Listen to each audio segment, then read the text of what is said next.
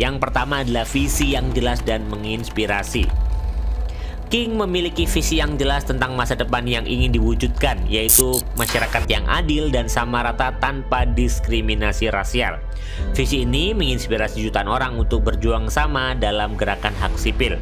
Sebagai seorang pemimpin, Anda pun bisa melakukan hal yang sama dengan mulai menciptakan visi yang jelas dan menginspirasi tim, sehingga tim mengetahui kenapa dan apa yang akan diikuti dalam diri Anda ketika Anda menjadi seorang pemimpin.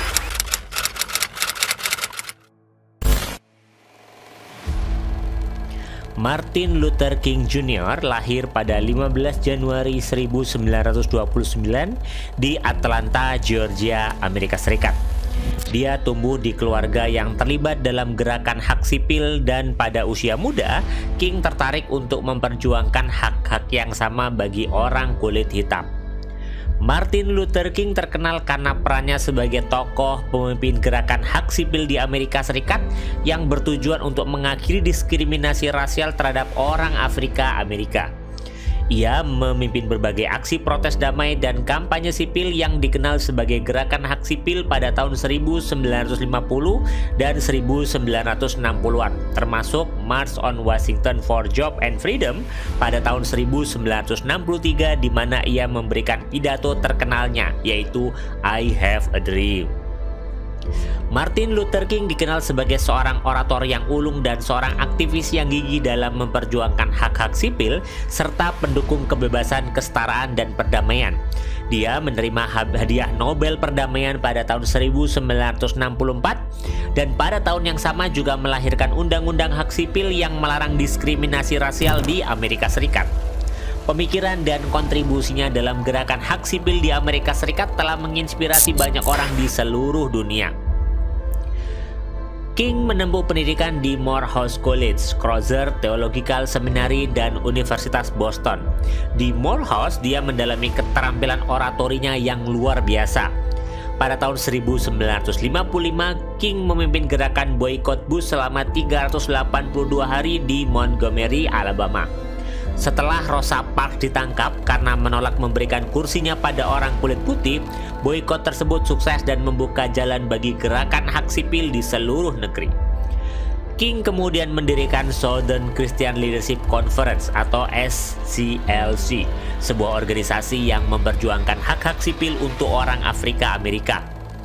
Dia memimpin berbagai aksi protes, termasuk March on Washington pada tahun 1963 yang dihadiri oleh lebih dari 200.000 orang dan menjadi puncak bagi gerakan hak sipil di Amerika Serikat. Pada acara ini, King memberikan pidato legendarisnya yang terkenal dengan kalimat pembuka I Have a Dream. Pada tahun 1964, King dianugerahi penghargaan Nobel Perdamaian yang merupakan pengakuan global terhadap karya dan visinya untuk memerangi ketidakadilan dan rasisme. Namun, King terus berjuang untuk hak-hak sipil dan menghadapi kritik bahkan ancaman pembunuhan. Pada 4 April 1968, Martin Luther King Jr. ditembak dan tewas di balkon Lorraine Hotel di Memphis, Tennessee.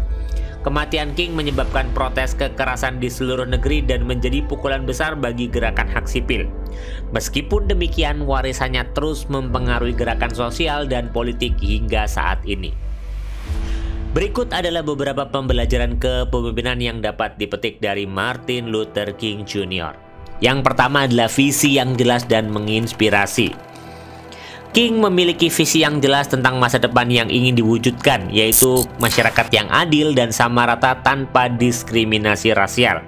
Visi ini menginspirasi jutaan orang untuk berjuang sama dalam gerakan hak sipil.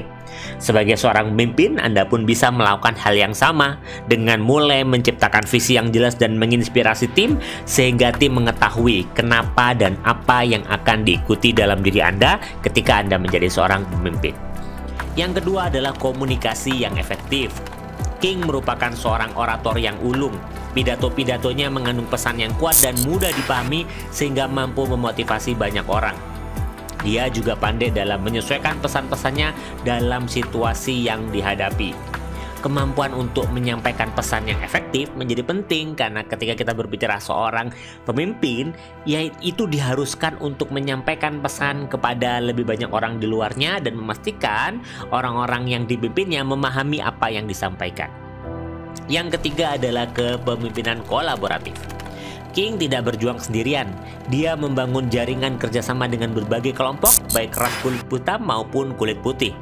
Dia memimpin gerakan yang terdiri dari berbagai elemen. Dia memahami bahwa kerjasama dan dukungan banyak pihak sangat penting untuk mencapai tujuan. Pemimpin perlu untuk berkolaborasi dengan banyak orang untuk meningkatkan dampak kepemimpinannya. Yang keempat adalah ketegasan dan kesabaran. King selalu tegas dalam menegakkan prinsip non-kekerasan meskipun banyak pihak yang mencoba menghalanginya dengan kekerasan. Dia juga memiliki kesabaran yang besar dalam menghadapi tantangan dan rintangan yang dihadapi oleh gerakan hak sipil. Sebagai seorang pemimpin, Anda tidak akan bisa memaksa semua orang suka dan bersedia mengikuti Anda. Untuk itu, Anda perlu bersabar dalam menjalani prosesnya dan memastikan tim benar-benar bersedia mengikuti diri kita. Yang kelima adalah dedikasi dan integritas.